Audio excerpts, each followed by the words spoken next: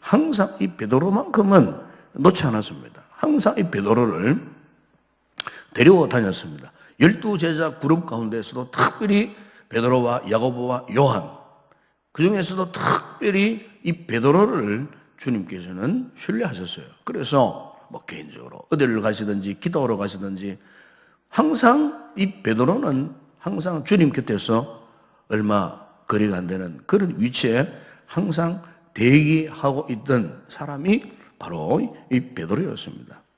이 베드로가 한때 우리가 마태복음 16장에 보시면은 주님께 대해서 위대한 신앙 고백을 했을 때에 참 주님께서 너무너무 이 베드로를 신뢰했던 사람 가운데 한 사람이 아닙니까? 다른 제자들은 주님에 대해서 올바른 고백을 하지 못했을 때에 베드로는 분명히 주님 앞에 고백했죠. 주는 그리스도시요 살아계신 하나님의 아들이라고 마태복음 16장 16절에서 그렇게 고백했을 때에 이 주님께서 베드로를 축복하셨는데 베드로의 옛 이름, 물고기 잡던 어부 시절의 이름이었던 시몬이라는 이름을 바꾸고 그리고 베드로라고 하는 반석이라고 하는 그 같은 이름을 지어주실 정도로 한때는 주님의 마음을 크게 기뻐했던 사람이었습니다. 그런데 오늘 본문에 보시면은 이 같은 베드로가 지금 예전의 모습을 찾아볼 수 없어요. 예전과는 전혀 다른 심히 나약한 그런 상태야. 나약하다 못해서 이제는 비겁하기 짝이 없는 그와 같은 초라한 모습을 나타내고 있는 것을 우리가 볼 수가 있습니다.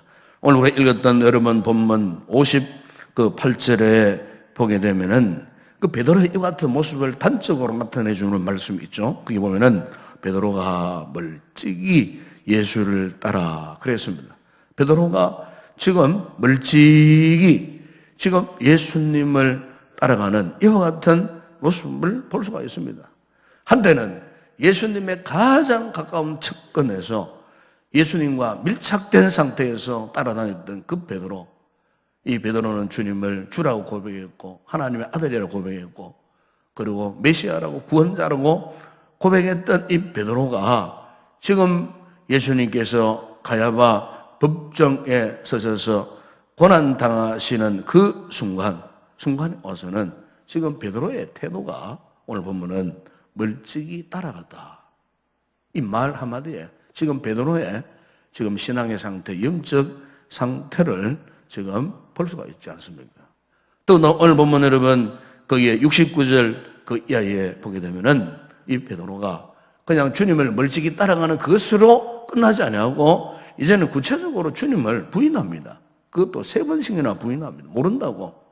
그 하찮은 그 하인의 그 말에 의해서 이 베드로가 주님을 모른다고 부정하고 심지어 부정하는 그것으로 더 지나쳐서 이 74절에 보시면은 오히려 저주하고 맹세까지 했다. 참, 우리가 이 말씀을 묵상할 때마다 이해가 되지 않는 부분들이 많죠. 어떻게 이 수제자 베드로가 이런 지경에까지 빠지게 되었을까? 그러면서 오늘 우리 자신들을 한번 돌아보지 않을 수가 없죠. 우리 자신들을. 주님을 가장 가까이에서 직접 목격했던 그 베드로. 그 베드로가 어떻게 이렇게 주님을 모른다고 그리고 저주까지 하고 맹세까지 하는 이런 지경에까지 빠지게 되었을까? 이것은 베드로의 문제만이 아닌 것 같아요. 오늘 이 시대에 참 모든 사람들의 사고가 다변화되어가는 다양한 이 시대에 참 혼란스러운 이런 시대에 살고 있는 우리들 가운데도 사실 베드로와 같은 이와 같은 지금 위치에 영적인 위치에 놓여져 있지는 않은가 하는 이와 같은 모습을 참 우리가 조심스럽게 우리 자신을 돌아보지 않을 수가 없습니다. 왜 그럴까? 이 베드로가 왜 이런 정경에 빠졌을까? 몇 가지 분석을 해보게 되면은 여러분 우리가 신앙생활에서 참 중요한 것이 있습니다. 그게 뭔가 하면은 이 안다는 것과 깨닫는 것입니다. 영적 생활에서 안다는 것 깨닫는 것 굉장히 중요합니다. 그러니까 오늘 우리의 믿음이 어디서부터 출발하느냐? 그것은 안다는 것과 깨닫는 데서부터 우리 믿음이 출발하는 겁니다. 이게 분명하지 못하면요, 그 믿음은 진정한 믿음으로 나아갈 수가 없어요. 아니, 믿어질 수가 없어요. 알지 못하는데, 깨닫지 못하는데 어떻게 우리가 믿음이 생기겠습니까, 여러분? 우리가 주님을 제대로 알지 못하고 주님이 어떤 분인지를 깨닫지 못하는데 어떻게 우리 믿음이 생기겠어요? 그런데 잘 알지도 못하고 깨닫지도 못한 상태에서 소위 믿음 생활을 한다는 그런 사람들이 없지 않아 있다 그 말입니다. 문제는 거기 있는 거예요.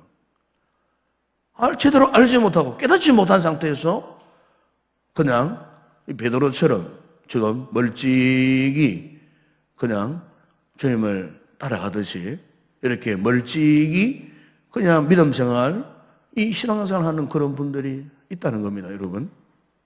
이게 가장 큰 문제예요, 지금. 오늘 현대 교회의 신앙 가운데 가장 무서운 게 바로 이것입니다.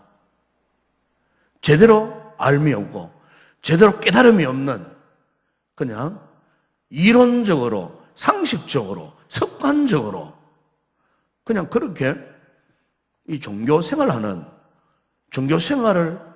음미하고 영위하는 이런 교인들이 사실 오늘날 교회 안에 수없이 많이 있습니다.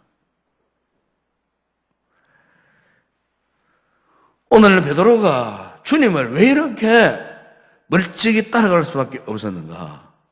바로 베드로 역시도 이 같은 안다는 문제, 깨닫는 문제에서 무지한 상태에 빠져 있는 거예요. 영적 무지에 지금 빠져 있었다는 것입니다. 이미 주님은 오래전에 베드로를 비롯해서 제자들에게 수차례 자신이 장차 고난당할 것이다.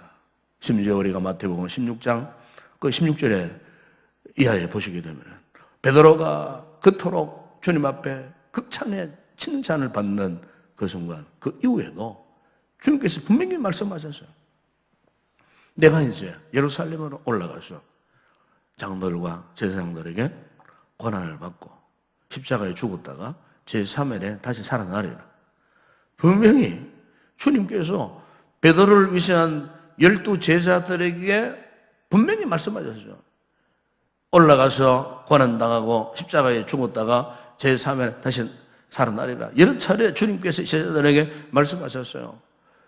우리가 요한복음 12장에 보게 되면은 밀 아래 비유에 대해서도 말씀하시면서 주님께서 장차 이 대속의 십자가의 죽으심을 이렇게 당할 것이다 라고 하는 이와 같은 사실들을 말씀하셨고, 마태복음 7장에 좁은 문 비유를 말씀하실 때도 또 그렇게 말씀하셨고, 그리고 마태복음 10장 29절에 보시면은 나의 멍에를 메고 내게 배우라. 나의 멍에에 대한, 바로 십자가의 그 멍에에 대한 그 말씀을 이미 해 주셨고, 등등 여러 차례, 수천 차례 계속해서 제자들에게 앞으로 주님께서 주님의 최종 목적이 무엇인지 이와 같은 사실에 대해서 제자들에게 누누이 시간이 날 때마다 이 베드로를 비롯해서 12 제자들에게 말씀을 하셨지만은, 그러나 그 당시 제자들은요, 주님을 따라가는 목적이 달랐다 그 말입니다. 주님을 따라가는 목적이.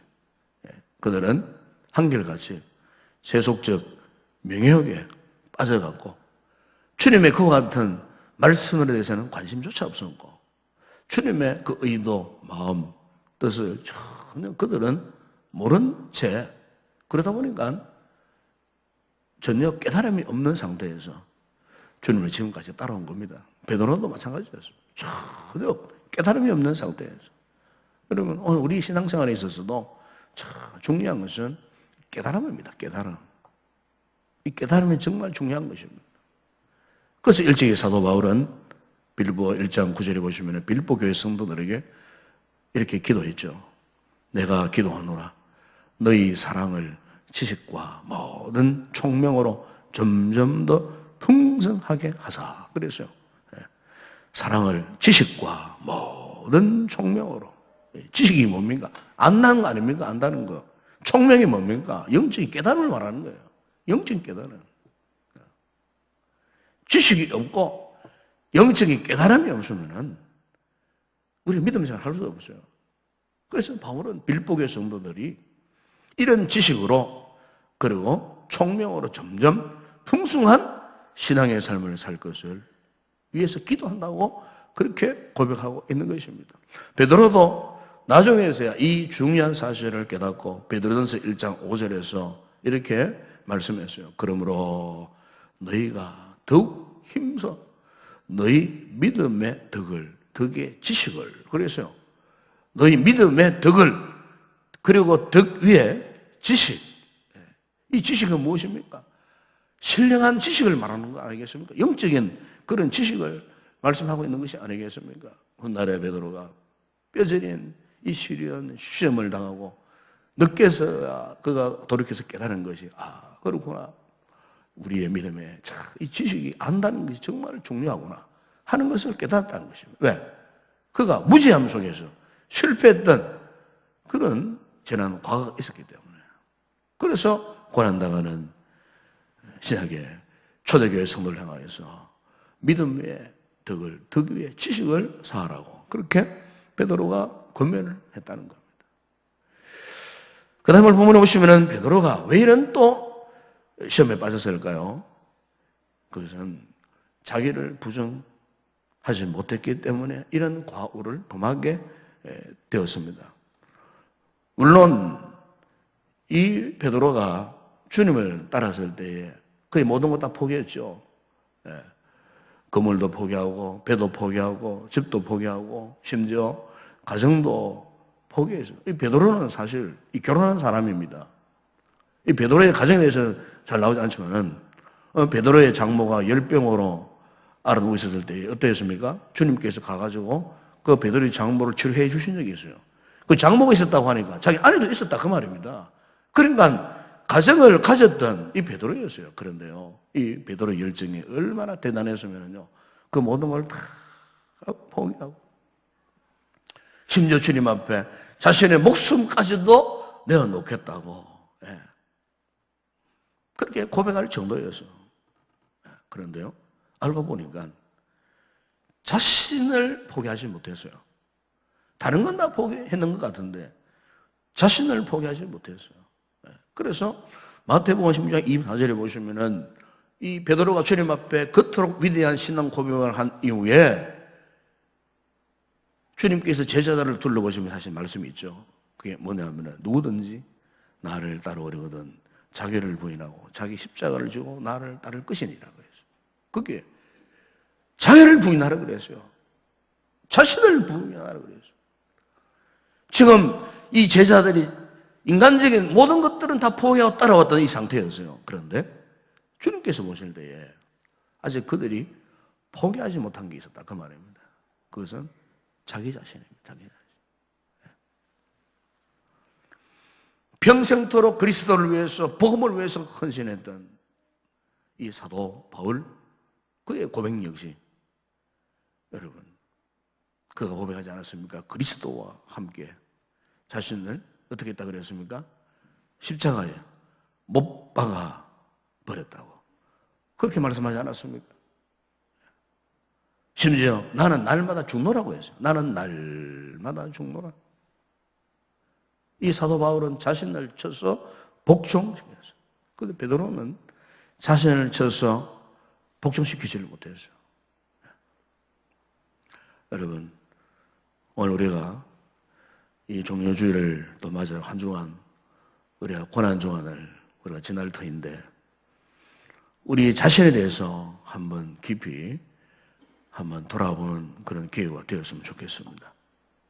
우리가 왜 지금 이런 상태에서 믿음 생활을 하고 있는가? 지금 내가 왜 이렇게 이거 같은 영적인 상태에 지금 놓여져 있는가? 심지어 이것조차도 깨닫지 못하는 분들이 있어요. 이것조차 내가 지금 왜 이런 영적 상태에 지금 놓여져 있는가? 현재 지금 나 영적 상태의 이 근황을 제대로 아직 알지 못하는 그런 분들이 있어요. 아직도. 지금 우리의 영적 삶에서 다 힘을 잃어버린 채 무기력한 상태에 있었음에도 불구하고 이 사실조차도 깨닫지 못하는 분이 있다고 말해요. 여러분, 우리 자신이 참 주님 앞에 죽어야 됩니다. 우리가 죽지 않으면요, 자꾸 세상 것이 우리를 지배해가는 거예요. 세상 것이 우리를 다스려가는 거예요. 내 자아가 죽지 않으니까 이 세상 것들이 자꾸 우리의 자아를 대신 지배하고 이끌어가는 거예요. 질질 끌려다닌다 그 말입니다, 지금. 우리는 바울의 고백처럼 날마다 죽어야 되는 겁니다. 주님의 십자가 앞에서는 날마다 죽어야 돼요. 그래서 유명한 종교학자 마틴 누드가 신앙이 뭐냐 여기에 대해서 딱 이 한마디를 했답니다. 그것은 매일마다의 세례. 딱 그 한마디를 했대요. 매일마다의 세례. 이 세례는 뜻이 무슨 말입니까? 이 세례라고 하는 말은 그리스도와 함께 죽는다. 그 뜻 아닙니까? 우리 장로회는 세례할 때 그 약식으로 물을 뿌리지만은 침례교나 순복음교회나 다른 여타 이 교단들 보게 되면요, 물 속에 들어갔다가 나옵니다. 실제로 흰 가운을 입고 물 속에 푹 잠겼다가 나오는 거예요. 물 속에 들어갔다는 그 사실이 무엇을 의미하는 겁니까? 이제는 나는 그리스도와 함께 옛 사람은 완전히 죽었다 그 뜻입니다. 옛 사람은 죽었다 그 말이에요. 옛 사람은 죽고 다시 내가 새 사람으로 거듭난다는 뜻 아니겠습니까? 이게 세례의 진정한 의미라 그 말이에요. 그래서 바로 마틴 루터가 그것을 연상한 거예요. 우리의 신앙이 뭐냐? 매일마다의 세례예요. 매일마다의 세례. 1년에 한 번 성례식을 통해서 세례 받는 그것을 말하는 것이 아니고, 일평생 한 번 세례 받는 그것을 말씀하는 것이 아니고, 매일마다 나는 예수와 함께 십자가에 나를 못 박아 죽는 그 상태, 그것이 진정한 세례라고, 그것이 바로 오늘 우리의 신앙생활이라고, 그렇게 마틴 루터는 고백을 했다는 것입니다. 여러분, 그렇습니다. 오늘 우리는 매일마다 죽어야 될 존재입니다. 여러분. 우리가 죽지 않으니까 오늘 우리의 영적 상태가 지금 이 상태에 머물러 있다 그 말입니다. 죽어 있지 않으니까 믿는 건지 믿지 않는 건지, 하나님을 인정하는 것이 인정하지 않는 건지, 교회를 사랑하는 건지 사랑하지 않는 건지, 교회를 사랑하느냐 세상을 사랑하느냐, 이 문제 속에서 항상 우리가 영적으로 항상 갈팡질팡한 상태에서 그렇게 지금 살고 있는 거예요. 첫 은혜도 회복하지 사랑을 회복하지 못한 채 계속해서 우리가 이런 상태에서, 빠진 상태에서 베드로만이 멀찍이 주님을 따라가는 것이 아니고요, 언제부터 우리 자신들이 지금 그런 상태에 놓여 있지 않느냐 그 말이에요.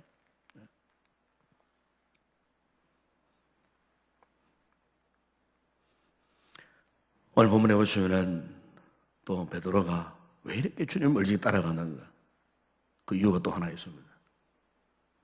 여러분, 우리 주님께서 십자가의 고난을 앞두시고 주님께서 마지막으로 하신 일이 있죠. 그 여러분, 마태복음 26장에 보시면 우리 주님께서 겟세마네 동산으로 올라가셨습니다. 뭘 하셨습니까? 하나님 아버지께 간절히 기도를 하셨어요. 이거 십자가를 지시기 마지막 준비였어요. 마지막 준비. 그래서 그분이 올라가셔서 어떻게 기도하셨습니까? 나의 원대로 마옵시고 아버지의 뜻대로 하옵소서. 기도함으로 아버지 하나님 앞에 전적으로 자신의 모든 것을 위탁하셨어요. 전적으로 위탁하셨어요. 어떠한 변화도, 어떠한 조롱도, 어떠한 채찍도, 어떠한 십자가의 고통도, 그 두려움도 육신을 입으신 주님께서도 감당할 수가 없었어요. 그래서 주님 앞에 하나님 앞에 나아가서 간절히 기도하셨어요. 완전한 위탁을 위해서 기도하셨어요. 얼마나 간절히 기도하셨으면은 땀방울이 땅에 떨어지는 비방울 같더라고. 그렇게 표현하지 않았습니까, 여러분? 그랬을 때 누가복음 22장 43절에 보니까 천사가 하늘로부터 예수께 나타나 힘을 더하더라 그랬습니다. 우리 주님께서도 십자가를 지시기 위해서 하나님 앞에 기도하지 않으면 안 되었다는 것입니다. 기도했을 때에 하나님께서 천사들을 동원하여 십자가를 지을 수 있도록 그 아들 예수님께 힘을 대주신 겁니다. 능력을 대주신 것입니다. 여러분, 오늘 베드로가 왜 주님을 물찍이 따라갈 수밖에 없었느냐? 기도할 것이쯤에 기도하지 못한 거예요. 기도하지 못하다가 시험 당한 거예요. 기도하지 못하다가 그가 영적인 침체를 경험한 거예요. 결국 기도하지 못하다가 주님을 부정하고 모른다고 맹세까지 하고 주님을 저주까지 하게 되는 이와 같은 큰 시험에 그가 빠지게 되었다는 것입니다. 여러분, 오늘 우리가 베드로의 이와 같은 모습을 우리가 살펴보면서 오늘 저와 여러분의 신앙생활을 한번 이 종료주일날 이 고난주간을 통해서 한번 돌아봤으면 좋겠습니다. 오늘 우리의 영적인 문제가 어디에서부터 시작되었는가 하는 이 모습, 이것 바로 베드로의 이와 같은 인정한 모습을 오늘 우리의 신앙으로 잘 대변해 주는 말씀이 아니겠습니까? 영적 무지 속에서 자기 부정이 없이 또 기도가 없이 그렇게 우리가 믿음 생활을 하다 보니까 오늘 우리 역시 베드로처럼 주님을 물찍이 따라가는 이와 같은 상황에 놓여져 있지는 않는가? 우리 자신을 한번 돌아보고 다시 한번 이 새벽에 예수 그리스도 영적 생명으로 연합하여서 오늘 우리의 믿음이 새롭게 또 변화되어지는 그런 이 놀라운 은혜를 있는 복된 성도들이 되기를 주의 이름으로 축원합니다. 기도하겠습니다. 거룩하신 아버지 하나님, 이렇게 해마다 돌아오는 이 종료주일과 또 고난주간을 우리가 맞이하면서 오늘은 특별히 이 베드로의 주님과의 영적인 이 관계를 통하여서 오늘 우리의 신앙생활을 조명해 볼 수 있는 이 복된 아침을 허락해 주신 것 감사합니다. 베드로가 그토록 주님께 인정받았던 주님의 제자였지만 그가 주님 앞에 그토록 위대한 신앙 고백을 했던 사람이었지만 왜 오늘 베드로가 주님을 물찍이 따라갈 수밖에 없었습니까? 그는 지금 영적인 무지 속에 놓여 있었습니다. 그는 지금 자신을 부정하지 못한 상태로 주님을 따라가고 있었습니다. 그는 지금 기도 없이 주님을 따라왔습니다. 주님, 베드로의 문제가 오늘 우리의 문제임을 다시 한번 깨닫고 오늘 이 말씀을 통해 우리 신앙을 다시 한번 돌아보고 이 종료주일과 고난주간을 통하여 우리 모든 성도들의 신앙이 회복되어지는 은혜를 입게 하여 주시옵소서. 예수님의 이름으로 기도드리옵나이다. 아멘.